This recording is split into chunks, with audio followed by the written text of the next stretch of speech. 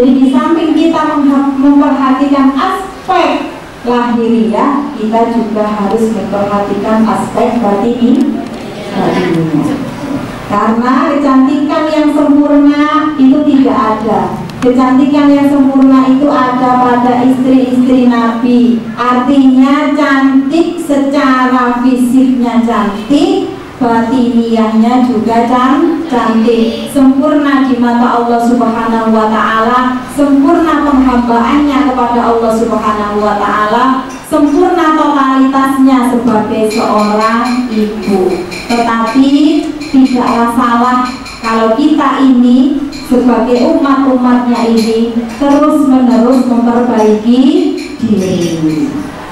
Baiklah sahabat, ibu, yang saya sampaikan mungkin ada yang ditanyakan, monggo kita sharing, tanya jawab, saya persilahkan.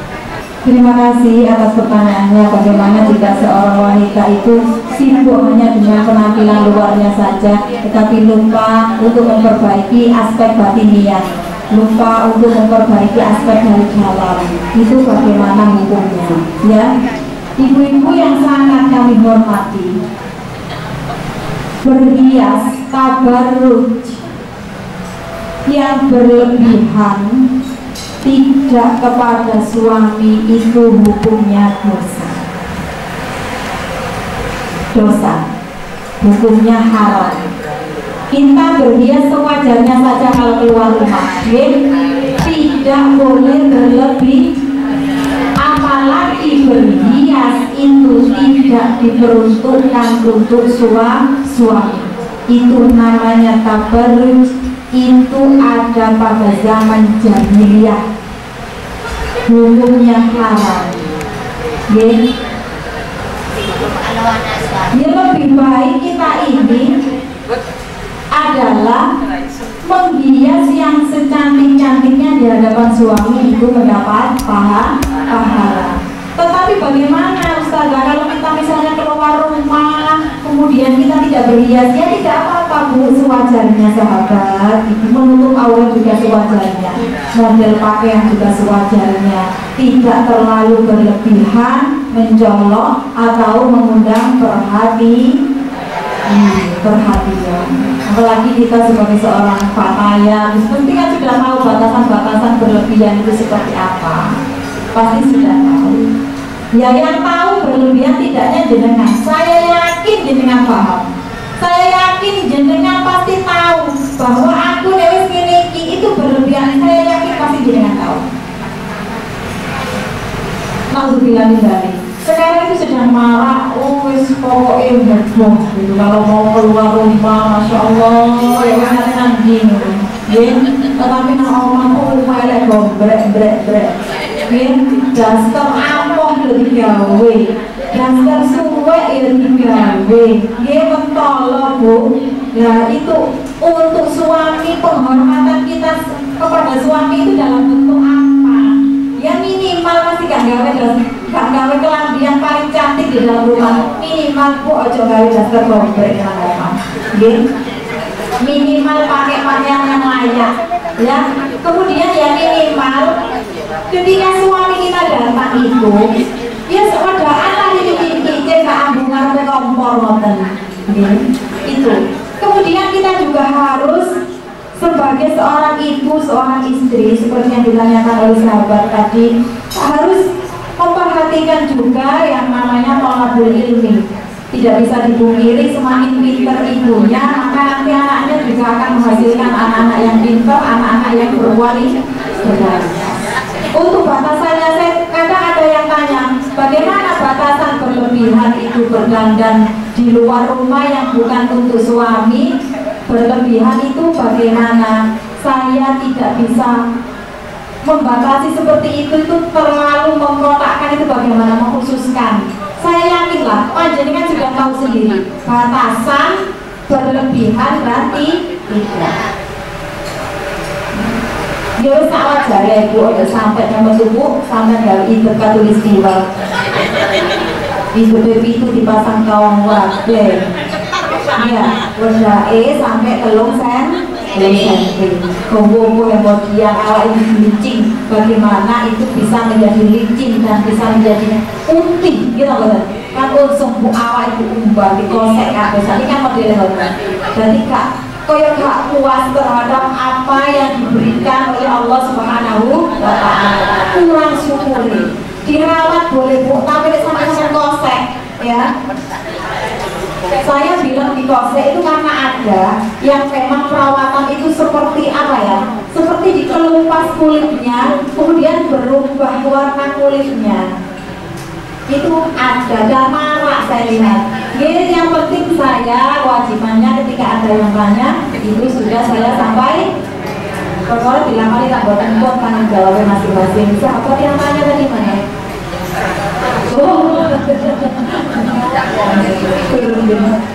Saya kira sudah jelas gitu pertanyaan pertama. Coba untuk pertanyaan kedua. Monggo yang kedua. Monggo. Assalamualaikum warahmatullahi wabarakatuh. Di rumah itu sudah sempurna buat istrinya, tapi suaminya masih melihat wanita lain.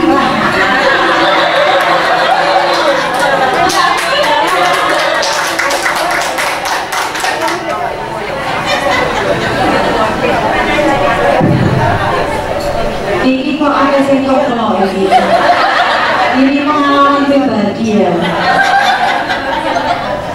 Banyak kasus seperti itu ya. Nah, sama gue pengen diijazahin kan bojone cek nganut. Duh, ditakoni ya Bu. Kepengin mboten. Ya apa bojone cek sayang, cek nganut, yang nopo ikhtiar jenengan selama ini. Suaminya biar nganut, biar sayang, biar lemah lembut, itu bagaimana ikhtiarnya? Saya tanya sebagai seorang pakaian, saya tanya ikhtiar batinnya gimana? Bagaimana? Minta ini, ya Allah, panjenengan paringi, bojo kula niki nganut, sabar, sayang kula kan? Iya. Tetap Bu, harus ada kuncinya. Kunci yang pas, kuncinya Vario ya untuk motor Vario. Kuncinya Beat ya untuk motor Beat. Gak bisa kuncinya Beat itu untuk Vario, gak bisa. Itu ada kuncinya. Iya. Suami seperti itu jenengan doakan saja. Lain jenengan melok muar, belok-belok seperti ini. Dia bisa, saya juga bisa. Memangnya siapa lo? Gue gak bisa diginiin. Kalau seperti itu Bu, saya yakin anak-anak panjenengan itu gak terbiaret Bu. Teman gak terbiaret. Jadi ketika seperti itu perhatikan, ingat anak-anaknya. Jenengan harus stay tune, harus tetap istiqomah, harus tetap kontinu di dalam rumah, harus tetap kuat. Lihat anak-anaknya, pasti suaminya suatu saat pulang, pasti balik pulang, tidak mungkin tidak. Bu, wiridanya belum hari ini, ini mau ngomong situ Kak Papa ya. Jenengan sudah pernah setiap hari baca Fatihah khusus untuk suaminya? Sampun nggih? Nggih. Kalau berangkat kerja dicium tangannya bolak-balik ya. Aku ya bolak-balik ajar aswata ya. Nggih. Nah, bukannya assalamualaikum ya bolak-balik. Bapak lah masih tangan ireng sama bolak-balik sama cocok bolak-balik. Ganjaran itu bodoh karo ngambung ajar. Bu, khususon ila ruhi wa jazati bojone sekolah jenenge Al-Fatihah. Mati Fatihah dibaca ayat kursi ping 7. Kemudian ibu teman ini yang dijazai dia itu bukannya dekat di rumah ya salah Bu, sampean yang dekat nang omah jadi. Lah nek dekat nang omah sampean gak nyambut gawe sama sing bingung. Bagaimana menafkahi mencukupi itu juga adalah kewajiban laki-laki. Tetapi di sini adalah ditekankan bagaimana suami itu supaya memperlakukan kita dan anak-anak kita dengan baik. Terus hatinya itu lembut, kalau diingatkan itu mudah menerima. Bu, ketika suami balik kanan, mari salaman. jika ini sampai sebul Fatihah karo ayat kursi wau. Iki ta mboten? Bismillahirrahmanirrahim. Assalamualaikum bari kanan. Oh, ya nyebut kegiatan dari bojone. Ya apa wae mesti. Kegiatan tuh. Titik mawar nyebule. Nggih. Nggih. Bukan karena cek kantil bojoku salah, bukan ngoten niku salah cek kantil kepala tebaku boten. Wis bojoku jelas kantil, kita boten. Tetapi bagaimana suami ini supaya tahu kewajibannya, supaya tahu waktu pulangnya, bahwa rumahnya yang paling baik untuk pulang, untuk melepas penat adalah di rumah, bahwa kebahagiaan yang hakiki adalah di rumah, bahwa untuk menghilangkan capek adalah di rumah, bahwa untuk refresh otak adalah di rumah. Itu yang paling penting dari wirid yang kita baca tadi. Kalau kita salah niat juga salah kaprah semua. Kalau kita niatnya sudah mandel aku, artinya apa-apa yang saya sampaikan gak nganut, orang dia bukan ngomong langsung celing dituruti. Kalau saya ngomong A langsung dituruti A, tidak seperti itu. Nah, jadi Fatihah tadi bisa juga dimasukkan ke dalam air yang diminum oleh suami. Setelah dibaca, kemudian khusus ditiupkan, nggak usah keras-keras pun kayak dibor balon, nggak usah. Jadi pelan saja. Sing penting ini kena jidok ibu ini supaya baik. Wa asyuhun bil ma'ruf, supaya ketika ngomong dengan kita juga tidak membentak-bentak, supaya ketika memberi pengertian dengan kita juga memberi pengertian dengan pengertian yang baik, dengan pengertian yang bagus, terutama adalah bisa menjadi suri tauladan untuk anak-anak kita. Minggu ini berarti ini orang bojo kaya ngono ya nopo Bu, ini jenengan kudu kuat, niki cagak oleh pisang kudu pancet ngadeg teng mriki. Bagaimana nek kalau tiangnya ini ojol di dalam rumah, tiangnya ini roboh, bisa dipastikan seluruh isi rumah itu roboh. Karena tiang di dalam rumah itu adalah seorang istri, adalah seorang ibu. Kita ibaratkan tiang itu, apabila tiang ini roboh, maka wis jogrong seisi opah. Tapi kalau tiang ini tetap berdiri, rumah ini tetap kokoh, hanya menanti penghuni rumah untuk pulang. Seperti itu bisa diterima Ibu. Yang satu kemudian kita sudah. Sahabat lagi ya ini yang tanya.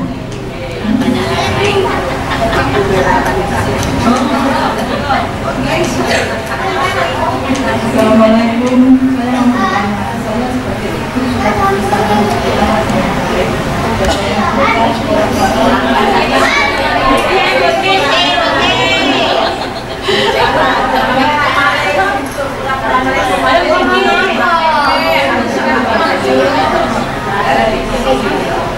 Terima kasih. Dibayani yang ini pertanyaannya.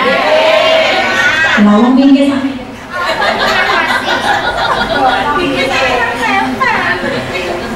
Saya ini sebagai seorang ibu sudah berusaha maksimal, anak sudah saya sekolahkan, anak sudah saya ngajikan, ya, anak. Tapi kok anaknya ini maaf, ngapunten kok kurang nganut. Artinya bahasa lainnya itu jangan disebut anak nakal ya Bu ya, jangan disebut anak nakal ya sahabat. Sebutlah ya anak-anak yang hebat. Karena apa? Anak-anak ini semuanya adalah anak-anak yang unik pemberian Allah. Unik itu karena berbeda antara satu dengan lainnya. Anak-anak ini adalah guru kita. Tanpa kita sadari kita ini berguru kepada anak-anak kita. Jadi kalau seperti itu bagaimana? Mari sebagai ibu, saya panjenengan semuanya sama-sama introspeksi lebih dalam lagi. Jangan langsung menyalahkan anak kita. wis tak ngajekno, wis tak sekolahno. Ya, kok masih tetap seperti itu? Jangan langsung menyalahkan anak kita, tetapi mari kita introspeksi lebih dalam lagi. Apa salah kita? Apa kurang kita? Apa dosa kita di hadapan Allah Subhanahu wa Ta'ala? Apa saya sebagai ibu ini masih doyan ngerumpi? Apa saya sebagai ibu ini masih suka gosip? Apa saya sebagai ibu ini masih suka menggunjing? Apa saya sebagai ibu ini masih suka mengadu domba? Maaf sahabat, ini juga saya tujukan kepada diri saya sendiri, bukan kepada penanya. Mari kita sama-sama belajar. Introspeksi diri. Ayo ditambahi mana mujahadahnya di hadapan Allah Subhanahu wa Ta'ala. Ayo dikurangi ngomongnya. Mari kita berbicara dan berkomunikasi dengan Al-Quran.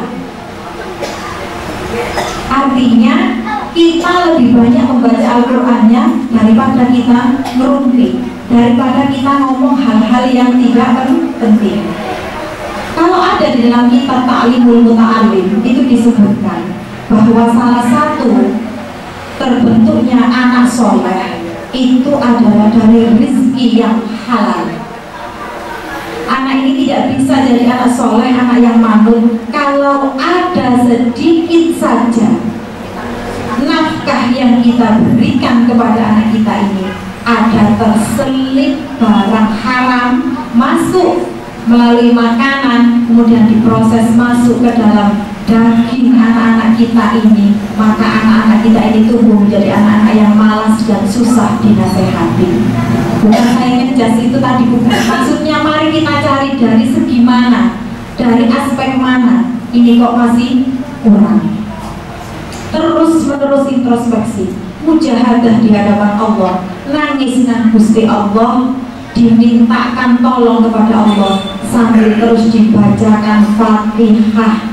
Kalau untuk anak tengah malam niku sampai elus-elus sirahe diwaca Fatihah di sebun-bunane, terus dibacakan Ar-Rahman biar lemah lembut. Ar-Rahman 'allamal Qur'an khalaqal insana 'allamahul bayan asy-syamsu wal qamaru bihusban sampai akhir. Wan najmu wasy-syajaru yasjudan was-samaa'a rafa'aha wa wada'al mizan alla taghaw fil mizan wa qimul wazna bil qisti wa la tukhsirul mizan. Membaca apa? Bendino wis tak kok jangkep tak polusi dino nek anake gak lemah lembut wis ayo monggo ayo ya nek kula. Oke, jadi insya Allah proses dikatakan istiqomah itu prosesnya 41 hari. Nyampe wis nglakoni 41 dino wis angel ucul. Jadi nek wis sampe istiqomah 41 dino, maca Al-Fatihah anak jam 12 bengi kula lembut ngapunten, masih kula tuh ngantuk Bu, agene gak ngantuk menungso biasa. Jam 12 kuwi anake turu, nggih ta mboten? Ngantuk Bu, padha ae kula anak wis kerja wudu, kerja melek. Saking wedine kula nek anak kula gedhe kula dilarani kula wedi bapakku soro saiki. Tapi meneh atiku ayem anakku ngakon. Jadi kula ngajak Al-Fatihah, pernah kula niki sembarang nggih sowan nang guru Bu, kula gak ada guru tambah beras apa tak sawano yai kula ngeten, kula ya nongkon. Ngene nak, ojo iki nak, itu selalu saya turuti. Jadi jenengan kula wis maca Fatihah karo Ar-Rahman wis 41 dina, yakin meneh gak maca gak enak. Soalnya wis kadung kepomah, wis kadung istiqomah 41 hari. Sing 41 hari maksa. Maksa. Soalnya baru permulaan kaitan maksa. Lama-lama setelah 41 hari, maka terjadi kejanggalan nek gak maca. Ya, belum maca anak iki. Oke, sambil kita introspeksi diri apa kurangnya kita tambah lagi itu tadi. Apa?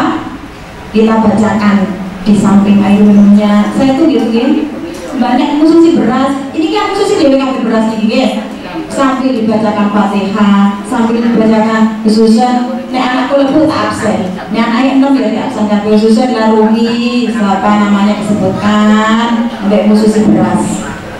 Itu pentingnya ibu itu masak sendiri di rumah karena masakannya itu diselipi sholawat, diselipi wiritan, itu menambahkan rute anak kita iman. Goreng tempe karo maca selawat, Allahumma sholli ala Muhammad, Allahumma sholli ala sayyidina Muhammad fil qulubi wa dawaina wis mung foto sembokan yang sadar sampean.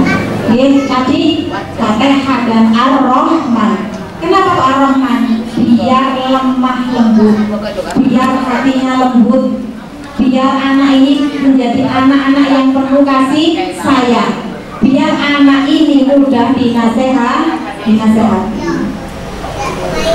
Sambung gini, sahabat sambung gini. Tapi sudah paham gak yang pertanyaan?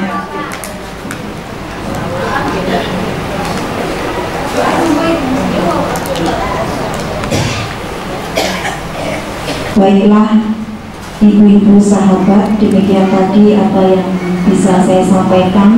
Semoga apa yang saya sampaikan ini ada manfaatnya. Semoga apa yang saya sampaikan ini sedikit ini bisa menjadi ilmu yang bermanfaat di dunia wal akhirat. Al-Hadiniyah Al-Fatihah.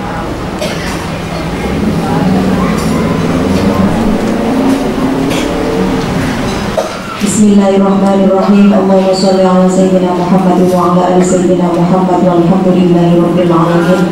Allahumma sholli ala sayyidina Muhammadin tibbil qulubi wa dawaiha wa afyatil abdani wa shifaiha wa nuril absari wa diyaiha wa ala alihi wa sahbihi wa sallam. Allahumma inna nas'aluka ilman nafi'a wa nas'aluka rizqan thayyiban wasi'an wa amalan mutaqabbala. Allahumma rabbana hab lana min azwajina wa dhurriyyatina waj'alna lil muttaqina imama. Rabbana ظلمنا أنفسنا وإن لم تغفر لنا وترحمنا لنكونن من الخاسرين. اللهم يسر لنا أمورنا أمور الدين والدنيا والآخرة وحصل مقاصدنا من حوائج الدين والدنيا والآخرة.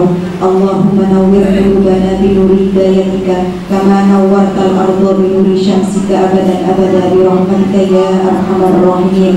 اللهم ربنا آتنا في الدنيا حسنة وفي الآخرة حسنة وقنا عذاب النار. سبحان ربك رب العزة عما يصفون وسلام على المرسلين والحمد لله رب العالمين. الفاتحة.